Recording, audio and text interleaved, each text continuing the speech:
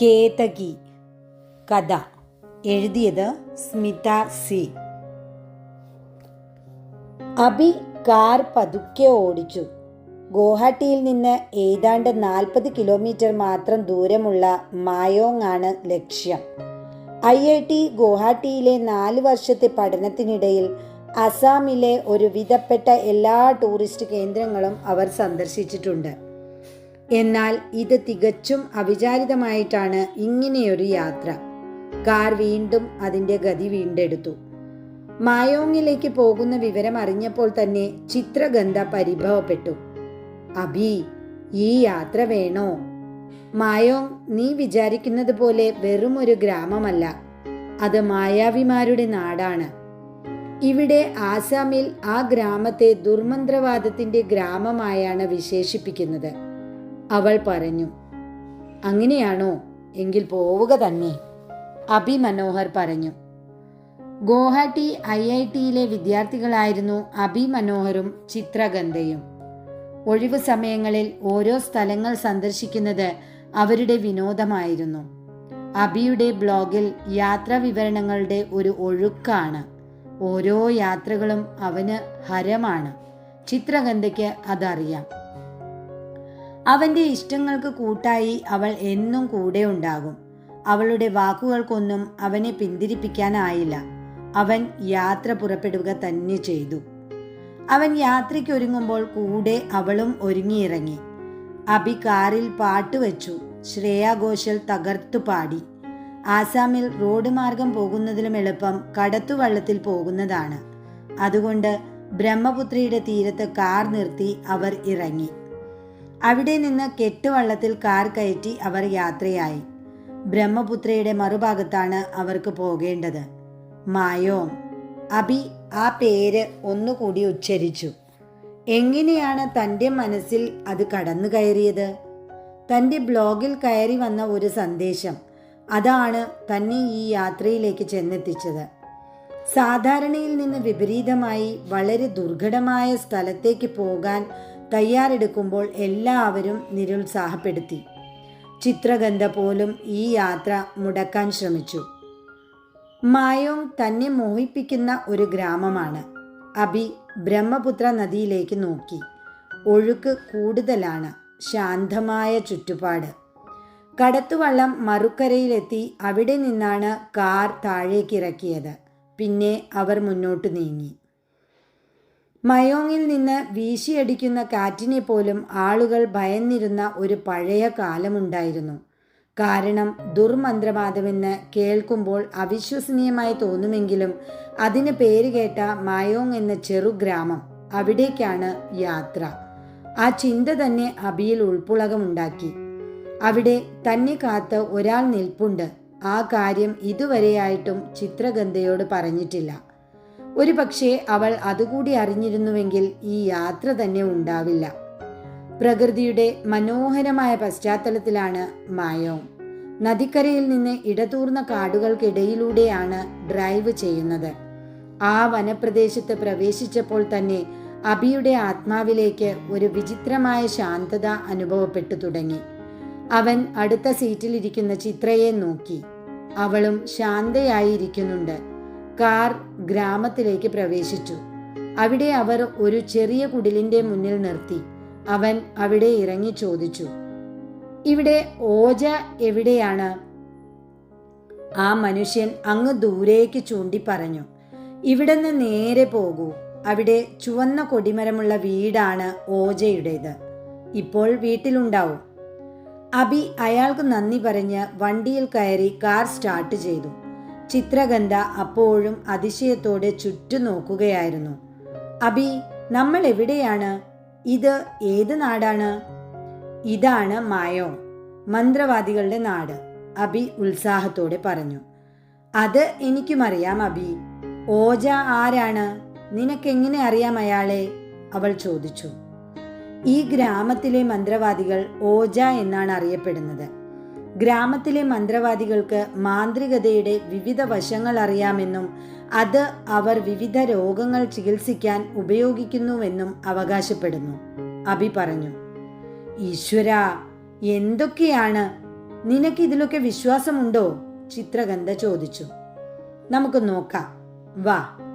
അബി അത് പറയുമ്പോഴേക്കും കാർ ഒരു ചുവന്ന കൊടിമരമുള്ള വീടിനു മുന്നിലെത്തിയിരുന്നു. അവിടെ മണ്ണ് മെഴുകിയ തറയിൽ ഒരു പ്രായമായ സ്ത്രീ ഇരിക്കുന്നു. കാർ നിർത്തി അവർ ഇറങ്ങി. ഓജ? അബി പറഞ്ഞു. ആ, ഞാൻ തന്നെ. ദൂരെ നിന്ന് വരുമെന്ന് പറഞ്ഞയാൾ നീയാണോ? ഓജ ചോദിച്ചു. ഞാൻ തന്നെ. ഇത് എൻ്റെ കൂട്ടുകാരി ചിത്രഗന്ധ, അബി പറഞ്ഞു. ഇവിടെ എന്തറിയാനാ നിങ്ങൾ വന്നത്? ഓജ ചോദിച്ചു. എനിക്ക് ആ മതിൽ കാണണം, അബി പതുക്കെ പറഞ്ഞു. മതിലോ? ഏത് മതിൽ? ഓജ ചോദിച്ചു. നൂറ്റാണ്ടുകൾക്ക് മുമ്പ് ഡൽഹി ഭരിച്ചിരുന്ന മുഹമ്മദ് ഷായുടെ 1,00,000 വരുന്ന കുതിരപ്പടയാളികളെ മയോങ്ങിൽ വെച്ച് കാണാതെയായിട്ടുണ്ടെന്ന് മുഗൾ ചരിത്ര പുസ്തകമായ അലങ്കീർ നാമയിൽ പ്രതിപാദിക്കുന്നുണ്ട്. സാധാരണ മയോങ്ങിൽ നിന്ന് മായയുടെ ലോകത്തേക്കുള്ള ആ മതിലിലാണ് അവർ കടന്നു പോയത്. പിന്നീട് അവരെ ആരും കണ്ടിട്ടില്ല. ആ മതിലാണ് എനിക്ക് കാണേണ്ടത്, അബി പറഞ്ഞു. ഓജ ഒന്ന് ഞെട്ടി. നിനക്കെങ്ങനെ ഇതൊക്കെ അറിയാം? നീ ആരാണ്? അങ്ങനെയൊരു മതിലില്ല, അതൊക്കെ കഥകൾ മാത്രമാണ്, അയാൾ നിരന്തരം പറഞ്ഞുകൊണ്ടിരുന്നു. എനിക്കറിയാമെല്ലാം, എന്നെ അങ്ങോട്ട് കൊണ്ടുപോകൂ, അബി പറഞ്ഞു. ഓജ ഇരുന്നവിടെ നിന്ന് എണീറ്റു. പിന്നെ അവൻ്റെ അടുത്ത് ചെന്ന് സൂക്ഷിച്ചു നോക്കി. എന്നിട്ട് പറഞ്ഞു, ഇത് വെറും കെട്ടുകഥകൾ മാത്രമാണ്, നീ ഇവിടെ നിന്ന് പോ, ഓജ പറഞ്ഞു. കെട്ടുകഥയല്ല, അന്ന് ആ പടയാളികളുടെ കൂട്ടത്തിൽ അപ്രതീക്ഷിതമായി ഒരു ആളുകൂടി ആ മതിലിനകത്ത് പോയിട്ടുണ്ട്. അതാണ് എനിക്കറിയേണ്ടത്, അബി പറഞ്ഞു. ഓജ അതിശയത്തോടെ അവനെ നോക്കി. പിന്നെ ചോദിച്ചു, എന്താണ് നിനക്കറിയുന്നത്? ആരെയാണ് നീ അന്വേഷിക്കുന്നത്? ഓജ, പുറം ലോകം അറിയാത്ത ഒരു രഹസ്യം കൂടി ഈ മയോങ്ങിലുണ്ട്.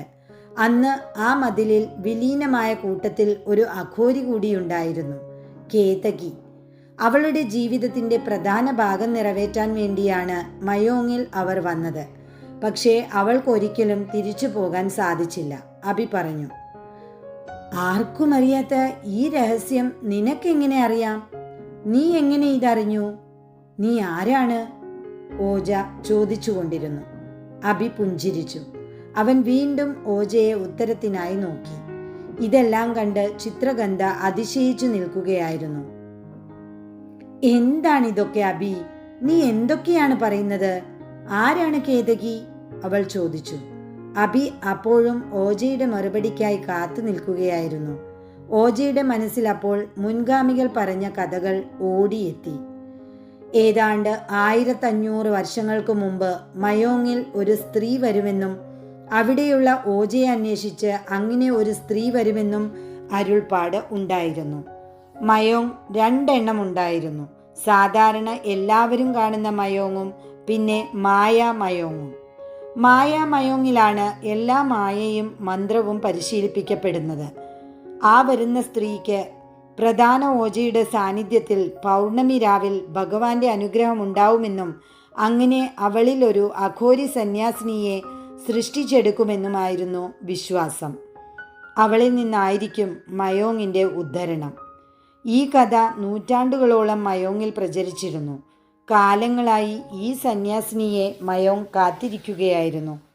അവരുടെ താന്ത്രിക വിധിയുടെ പൂർണ്ണതയ്ക്കായി അവർ സന്യാസിനിയെ കാത്തിരുന്നു.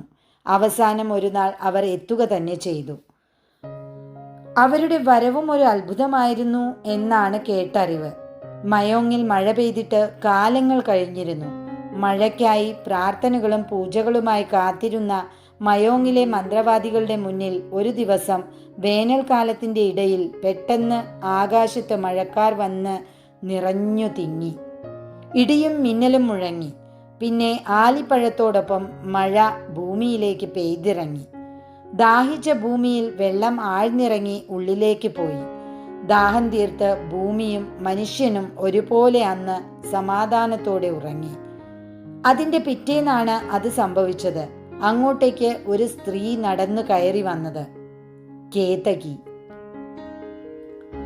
തങ്ങളുടെ സ്വപ്നത്തിൽ പോലും കടന്നു വരരുതേ എന്ന് മറ്റ് ഗ്രാമക്കാർ പ്രാർത്ഥിച്ചിരുന്ന സ്ഥലം.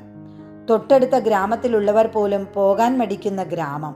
അങ്ങനെയുള്ള സ്ഥലത്താണ് പകൽ സമയത്ത് പോലും ആരും വരാൻ മടിക്കുന്ന മയോങ്ങിലേക്ക് ഒരു സ്ത്രീ തനിച്ചു കയറി വന്നത്. അവളുടെ ആവശ്യവും അതിവിചിത്രമായിരുന്നു. മയോങ്ങിലെ രണ്ടാം മയോങ്ങിലേക്ക് പോകാനുള്ള വഴിയാണ് കേതകി അന്ന് ആരാഞ്ഞത്. അധികമാർക്കും അറിയാത്ത രണ്ടാം മയോങ്. ദുർമന്ത്രവാദത്തിൻ്റെയും താന്ത്രിക വിദ്യയുടെയും വിളനിലമാണ് അവിടം. ഓജമാരുടെ ഏറ്റവും വലിയ പരിപാവനമായ ക്ഷേത്രം സ്ഥിതി ചെയ്യുന്ന രണ്ടാം മയോങ് സാധാരണ ജനങ്ങൾ ജീവിക്കുന്ന മയോങ്ങിൽ നിന്ന് ഒരു മതിൽ വ്യത്യാസത്തിലാണ് സ്ഥിതി ചെയ്യുന്നത്. എന്നാൽ ആർക്കും ആ മതിൽ താണ്ടി പോകാനുള്ള അധികാരമില്ലായിരുന്നു. ആ മതിൽ കടക്കാനുള്ള അധികാരം ആർക്കൊക്കെ കൊടുക്കണമെന്ന് അവിടെയുള്ള ഓജമാർ നിർണയിക്കുമായിരുന്നു. കേതകി ഒരു സാധാരണ സ്ത്രീ ആയിരുന്നില്ല. അവളുടെ രൂപവും ഭാവവും പിന്നെ അസാമാന്യമായ ധൈര്യവുമുള്ള പെണ്ണുമായിരുന്നു അവൾ. മനുഷ്യരെ മൃഗങ്ങളാക്കിയും മൃഗങ്ങളെ മനുഷ്യരാക്കിയും മയോങ്ങിലെ മന്ത്രവാദികൾ മാറ്റിയിരുന്നുവെന്നാണ് കഥകൾ. കേതകിയും ഒട്ടും മോശമായിരുന്നില്ല. നിന്ന നിൽപ്പിൽ മനുഷ്യരെ വായുവിൽ അലിയിച്ചു കളയാൻ പ്രാപ്തിയുള്ള മയോങ്ങിലെ മന്ത്രവാദികളുടെ ഇടയിൽ സ്വയം ശക്തിയുടെ അഘോര ശിവന്റെ ഭക്തി തൻ്റെ നേത്രങ്ങളിൽ ആവാഹിച്ചെടുത്ത ആ സ്ത്രീ ശക്തിയുടെ പ്രഭാവം നേരിട്ട് മനസ്സിലാക്കിയ ഒരാളെ മയോങ്ങിലുണ്ടായിരുന്നുള്ളൂ. അവിടുത്തെ രാജാവായ മാനവ് സിംഗ്. അദ്ദേഹം തന്ത്രവിദ്യകളുടെ രാജാവായിരുന്നു. അദ്ദേഹം തൻ്റെ സമയത്തിൻ്റെ സിംഹഭാഗവും ചെലവഴിച്ചിരുന്നത് മായാമയോങ്ങിലായിരുന്നു എന്നാണ് കേട്ടുകേൾവി. അവർക്കിടയിൽ എന്താണ് നടന്നതെന്ന് ആർക്കും അറിയില്ല. പക്ഷേ കേതകിയെ മതിലിനപ്പുറം കൊണ്ടുപോകാൻ മാനവ സിംഗ് തയ്യാറായി എന്നും ആ സമയത്ത് തന്നെ ഡൽഹി ഭരണാധികാരിയായ മുഹമ്മദ് ഷായുടെ 1,00,000 വരുന്ന കുതിരപ്പടയാളികൾ മയോങ്ങിൽ എത്തിച്ചേരുന്നതും ഒപ്പമായിരുന്നു. അവരോടൊപ്പം കേതകിയും അവിടെ മതിലിൽ വിലീനമായി. എന്നാൽ കാലം ഇത്രയും കഴിഞ്ഞ് അവളെ അന്വേഷിച്ച് ഒരാൾ വന്നിരിക്കുന്നു. ഓജ വല്ലാതെ വ്യാകുലപ്പെട്ടു. അയാൾ അവരെ കൂട്ടി ഗ്രാമത്തിൻ്റെ രാജാവായ കുൽദീപിൻ്റെ വീട്ടിലേക്ക് നടന്നു. പണ്ട് മയോങ് രാജ്യഭരണത്തിൻ്റെ കീഴിലായിരുന്നു. രാജാവ് തന്നെയായിരുന്നു താന്ത്രിക വിദ്യയുടെ സ്വാമിയും. ആ പ്രദേശത്ത് നടക്കുന്ന എല്ലാ ആഭിചാര കർമ്മങ്ങളുടെ യജമാനനും അവസാന വാക്കും രാജാവായിരുന്നു. ഇന്ന് രാജാവിന് അധികാരമില്ലെങ്കിലും അദ്ദേഹത്തിന് ഇപ്പോഴും ആ സമൂഹത്തിൽ ഒരു പ്രധാനപ്പെട്ട സ്ഥാനമുണ്ടായിരുന്നു. അവിടേക്കാണ് ഓജ അവരെ കൊണ്ടുപോയത്. വീടിൻ്റെ മുന്നിൽ തന്നെ കുൽദീപ് ഇരിക്കുന്നുണ്ടായിരുന്നു. അദ്ദേഹം അവരെ കാത്തിരിക്കുകയായിരുന്നു. കണ്ടയുടനെ തന്നെ അദ്ദേഹം പറഞ്ഞു, അവസാനം നിങ്ങൾ എത്തിയില്ലേ? കാലങ്ങളായി നിങ്ങളുടെ വരവിനായി ഞങ്ങൾ കാത്തിരിക്കുന്നു. ഇന്നല്ലെങ്കിൽ നാളെ കേതകിയെ അന്വേഷിച്ചു വരുമെന്ന് അറിയാമായിരുന്നു. ഞങ്ങളുടെ കുടുംബം തലമുറകളായി ഈ ഒരു വരവിനായി കാത്തിരിക്കുന്നു. കുൽദീപ് പറഞ്ഞു. താങ്കൾ പറഞ്ഞത് ശരിയാണ്. എനിക്ക് വരാതെ ഇരിക്കാനാവില്ല. എനിക്ക് ആ മതിലിൻ്റെ അടുത്ത് എത്തണം, അഭി പറഞ്ഞു. കുൽദീപ് അവരെയും കൊണ്ട് ഗ്രാമത്തിൻ്റെ മറ്റൊരു ഭാഗത്തേക്ക് നടന്നു തുടങ്ങി. ചിത്രഗന്ധ തനിക്ക് ചുറ്റും നടക്കുന്നത് അറിയാതെ അഭിയുടെ കൂടെ നടന്നു. കുൽദീപ് അവരെയും കൊണ്ട് കാടിൻ്റെ അറ്റത്ത് പോയി. അവിടെ ഒരു മലയുടെ താഴെ അവരെത്തി. കുൽദീപ് അവർക്ക് നേരെ തിരിഞ്ഞു പറഞ്ഞു, നിനക്ക് എന്താണ് ഇവിടെ കാണാൻ സാധിക്കുന്നത്? അഭി മുന്നിലേക്ക് നോക്കി. അവന് പ്രത്യേകിച്ചൊന്നും കാണുവാൻ സാധിക്കുന്നുണ്ടായിരുന്നില്ല. കാട് പിടിച്ച പശ്ചാത്തലത്തിൽ മണ്ണും കല്ലും നിറഞ്ഞ മല മാത്രം. അവൻ അവിടെ ദൃഷ്ടിയൂന്നി നിന്നു. യുഗങ്ങൾക്ക് മുമ്പ് അഘോരി സന്യാസിനി മറഞ്ഞ മായമയോങ്ങിലേക്കുള്ള പ്രവേശന കവാടമാണ് മുന്നിൽ. അവർ തന്നെ സ്വീകരിക്കുമോ? മായമയോങ്ങിനൊരു പ്രത്യേകതയുണ്ട്. അവിടേക്ക് കടക്കാൻ യോഗ്യതയുള്ളവരെ മാത്രമേ ആ പ്രദേശം ഉള്ളിലേക്ക് ക്ഷണിക്കൂ. അവൻ്റെ മനസ്സിൽ ആവേശം അലയടിക്കാൻ തുടങ്ങി. ഇത്രയധികം കാലത്തിനു ശേഷം ഇങ്ങനെയൊരു അന്വേഷണം എവിടെ എത്തിക്കുമെന്നൊരു ചിന്ത അവിടെ എല്ലാവരുടെയും മനസ്സിൽ അലയടിച്ചു. ഓജ പ്രാർത്ഥനാനിരതനായി അവിടെ നിന്നു. ചുറ്റുമുള്ള അന്തരീക്ഷം മാറിത്തുടങ്ങി. മുന്നിൽ കല്ലും കാടും നിറഞ്ഞ മല മാറിത്തുടങ്ങി. അവർക്ക് മുന്നിൽ ഒരു പാത തെളിഞ്ഞു വന്നു. മുന്നിലേക്ക് കാലെടുത്ത് വെക്കാൻ തുടങ്ങിയ അവൻ്റെ മുന്നിൽ ഒരു മനുഷ്യൻ പ്രത്യക്ഷപ്പെട്ടു. ഭാഷയെ ഓജ ബഹുമാനത്തോടെ മാറി നിന്നു. ആഗതൻ മുന്നിൽ വന്നു നിന്നു. മെലിഞ്ഞ രൂപം, കരുത്തേറിയ കൈകൾ, തീക്ഷ്ണമായ നേത്രങ്ങൾ. അദ്ദേഹത്തിൻ്റെ മുടി ജട പിടിച്ച് നീണ്ടു കിടക്കുന്നു. അബി അദ്ദേഹത്തെ ഇമാനക്കാതെ നോക്കി നിന്നു. ഓജ താണു വണങ്ങി തൻ്റെ ബഹുമാനം പ്രകടിപ്പിച്ചു. നീ വരുമെന്ന് ഞങ്ങൾക്കറിയാമായിരുന്നു. വർഷങ്ങൾക്കു മുമ്പ് മയോങ്ങിലെത്തിയ കേതകിയുടെ വംശജൻ. അവന് മാത്രമേ അവളിലെ സത്തയിലെത്താൻ സാധിക്കൂ, ഭാഷെ പറഞ്ഞു. എങ്ങനെ ഞാൻ അവരിലേക്ക് എത്തും? ഞാൻ എങ്ങനെ ഇതിലേക്ക് എത്തപ്പെട്ടു? ഇതിൽ എൻ്റെ പ്രാതിനിധ്യം എന്താണ്? അബി ചോദിച്ചു. കേതകിയുടെ വംശത്തിൽപ്പെട്ട ആരെങ്കിലും വന്നാൽ മാത്രമേ അവരുടെ സത്തയിലേക്ക് ഇറങ്ങിച്ചെല്ലാൻ സാധിക്കൂ. നൂറ്റാണ്ടുകൾക്ക് മുമ്പ് കേതകി ഇങ്ങോട്ട് വരുമ്പോൾ അവളിലെ സന്യാസിനി ഉണർന്നിട്ടില്ല. അവളിലെ ഉറങ്ങിക്കിടന്ന അപൂർവ ശക്തി പ്രജ്വലിച്ചിട്ടില്ല. എന്നാൽ അന്ന് മയോങ്കിൽ വന്ന കേതകിക്ക് ലഭിച്ചത് അമൂല്യമായ ജ്ഞാനമാണ്. അഘോരികൾ മന്ത്രതന്ത്ര സാധന കൂടി നേടിയാൽ അവർ അതുല്യരായി തീരും, ഭാഷെ പറഞ്ഞു. അപ്പോൾ കേതകി മന്ത്രങ്ങൾ പഠിക്കാനാണോ വന്നത്? അവരുടെ ലക്ഷ്യം എന്തായിരുന്നു? അവരുടെ ആ ലക്ഷ്യം നേടിയെടുത്തോ? ചിത്രഗന്ധ ചോദിച്ചു. നേടിയെടുത്തു. കേതകി തൻ്റെ ഉദ്യമം നേടിയെടുത്തു. എന്നാൽ അവരുടെ മടക്കയാത്ര കാംക്ഷിച്ച് ഒരു സമൂഹം കാത്തിരിക്കുന്നുണ്ടായിരുന്നു. അവരുടെ വാക്കിനെ മാനിച്ച് ആ സമൂഹക്കാർ ഒരിക്കലും മയോങ്ങിൽ വന്നില്ല. അത്രമാത്രം ശക്തമായിരുന്നു അവരുടെ വാക്കുകൾ. നൂറ്റാണ്ടുകൾക്ക് നീണ്ടു നിൽക്കുന്ന കാത്തിരിപ്പിനു വേണ്ടി വന്നു അവർക്ക് ഇപ്പോൾ ഈ വരവിലേക്ക് നയിക്കുവാൻ, ഭാഷെ പറഞ്ഞു. കേതകി എന്താണ് നേടിയത്? അവരുടെ വരവിൻ്റെ ഉദ്ദേശം പൂർത്തീകരിക്കപ്പെട്ടോ? അബി ചോദിച്ചു. അവരുടെ ആ ഉദ്യമം പൂർണ്ണമായും വിജയിച്ചു. എന്നാൽ അവർ ആ സൈന്യ മുന്നേറ്റത്തിനോടൊപ്പം മായാമയോങ്ങിലേക്കുള്ള തടവറയിൽ എന്നേക്കുമായി പെട്ടുപോയി. ഒരിക്കലും തിരിച്ചു വരാൻ പറ്റാത്ത രീതിയിലുള്ള പ്രഹേളികയിൽ അവർ സ്വയം ബലിയർപ്പിച്ചു. എന്നാൽ അവരുടെ ആത്മാവ് എന്ന സത്യം എന്നും നിലനിന്നു. യോഗ്യതയുള്ളവരിലേക്ക് തൻ്റെ ശക്തി പകർന്നു നൽകാനായി അവർ ക്ഷമയോടെ കാത്തിരുന്നു. അതിൻ്റെ ഫലമായി ഇപ്പോൾ നിങ്ങൾ വന്നു, ഭാഷെ പറഞ്ഞു. ഭാഷയെ അവരെ മുന്നിലുള്ള വഴിയിലൂടെ നയിച്ചു. അവിടെ അവർ ചെറു കാടായിരുന്നു കണ്ടത്. തുറന്ന പ്രദേശത്ത് ചെറുവിളക്ക് കത്തിച്ചു വെച്ച തറകളും അവിടെ നിത്യപൂജ നടത്തിയിരുന്ന എല്ലാ ലക്ഷണമുണ്ടായിരുന്നു. അതിൻ്റെ മുന്നിൽ നിന്ന് ഭാഷയെ പ്രാർത്ഥിച്ചു. ചെറുദീപങ്ങൾ ആളിക്കത്തി. തികഞ്ഞ ശാന്തമായ അന്തരീക്ഷത്തിൽ എങ്ങനെ ഈ കാറ്റ് ആഞ്ഞുവീശി എന്നാർക്കും മനസ്സിലായില്ല.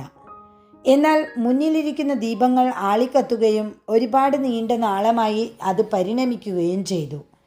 മുന്നിൽ നിൽക്കുന്ന ഭാഷോയുടെയും ഓജയുടെയും പിറകിൽ നിന്നുകൊണ്ട് അബിയും ചിത്രഗന്ധയും ആ കാഴ്ച കണ്ട് അതിശയപ്പെട്ടു. ഒരു മായക്കാഴ്ച അവിടെ രൂപപ്പെട്ടു തുടങ്ങി. ഓരോ തിരിയും ഓരോ ആത്മാവ് പോലെ ഉണർന്ന് കത്തിക്കൊണ്ടിരുന്നു. അവയിൽ നിന്ന് വെളുത്ത പുക ഉയർന്നു പൊങ്ങി. ഓരോ തിരിയിൽ നിന്നും ഓരോ വെളുത്ത നാളം പോലെയുള്ള പുക ഉയർന്നു പൊങ്ങി. അതൊരു നിശ്ചിത ഉയരത്തിലെത്തിയപ്പോൾ ഒന്നായി ഒരു മൂടൽമഞ്ഞായി മാറി. പിന്നെ അത് താഴ്ന്നു വരുവാൻ തുടങ്ങി. ആ പുകപടലം താഴേക്ക് വന്ന് അവരെ പൊതിയുവാൻ തുടങ്ങി. അവർക്ക് പരസ്പരം കാണുവാൻ കഴിയാതെ അവർ നിന്നു. ഏതാനും നിമിഷം അങ്ങനെ കടന്നുപോയി. പിന്നെ പരസ്പരം കണ്ടു തുടങ്ങി. ഇത്തവണ ഭാഷയെ അതിശയപ്പെട്ടു നോക്കി. ആ പുകയെല്ലാം ഏകീകരിച്ച് ഒരു മേഘം പോലെയായി ചിത്രഗന്ധയുടെ ചുറ്റും കറങ്ങി നടക്കുവാൻ തുടങ്ങിയിരിക്കുന്നു. അപ്പോൾ അബി അല്ലേ കേതകിയുടെ വംശജൻ? ആ പുക ചിത്രഗന്ധയെ പൂർണ്ണമായും വിഴുങ്ങിയ പ്രതീതിയായിരുന്നു. അതിൽ മിഴികളടച്ച് അവൾ നിന്ന് ഒരർത്ഥത്തിൽ സമാധിയുടെ അവസ്ഥയിലായിരുന്നു. ഉള്ളം പൂർണ്ണതയിലെത്തി നിൽക്കുന്ന ഒരു സ്വാതിയുടെ മനസ്സുകൊണ്ടുള്ള അർപ്പണം പോലെ നിന്നുകൊണ്ടുള്ള അവളുടെ ആ പ്രാർത്ഥനയ്ക്കുള്ള മറുപടി എന്ന പോലെ, ഒരു അനുഗ്രഹം എന്ന പോലെ ആ പുക അവളിൽ സമാഹരിക്കപ്പെടുകയാണ്. അത് അവളിലെ സത്തയായി മാറിക്കൊണ്ടിരിക്കുകയാണ്. ആ പ്രക്രിയ കുറച്ചു നേരം നീണ്ടു നിന്നു. ചുറ്റും നിൽക്കുന്നവരുടെ അതിശയം കലർന്ന നോട്ടം മറന്ന് അവൾ സ്വയം മറ്റൊരു തലത്തിലേക്ക് ഉയർന്നു മാറി. അബി തികച്ചും അതിശയത്തിലായിരുന്നു. ഇത് എന്താണ് സംഭവിക്കുന്നത് എന്ന് അവന് മനസ്സിലായില്ല. ഒന്ന് മാത്രം അവന് മനസ്സിലായി. ചിത്രഗന്ധ, അവൾ കേതകിയുടെ വംശജയാണ്. അവളിൽ കേതകിയുടെ ആത്മാവ്, അവരുടെ ശക്തി എല്ലാം വിലയം പ്രാപിച്ചു കഴിഞ്ഞിരിക്കുന്നു. ഇനി അടുത്തത് എന്താണ്? അതാണ് മുന്നിലുള്ള കാര്യം. ഇപ്പോഴാണ് എല്ലാം പൂർത്തിയായത്. ഇത്രയും കാലം ഞങ്ങൾ കാത്തുവച്ച ആ വലിയ ദൗത്യം ഇന്നിവിടെ പൂർത്തിയായി. ഒരു കർമ്മം നിർവഹിക്കാനെത്തിയ കേതകിക്ക് അത് പൂർത്തീകരിക്കാൻ സാധിക്കാതെ ഈ ഗ്രാമത്തിനായി സ്വയം ബലി നൽകേണ്ടി വന്നു. എന്നാൽ ഇത്രയും കാലം അവരുടെ ജീവജ്യോതി നിലനിർത്തി അത് ഏൽപ്പിക്കേണ്ടവരെ തിരിച്ചേൽപ്പിച്ച് ഞങ്ങളുടെ പൂർവികർ കൃതാർത്ഥരായി, ഭാഷയെ പറഞ്ഞു. ചുറ്റുമുള്ള വെള്ളപ്പുക പതുക്കെ മാഞ്ഞുപോയി. ചിത്രഗന്ധ കണ്ണു തുറന്ന് അവരെ നോക്കി മന്ദഹസിച്ചു. പിന്നെ തൊഴുകൈയോടെ അവരോട് പറഞ്ഞു, എൻ്റെ നിയോഗമാണ് ഇവിടെ നിറവേറിയത്.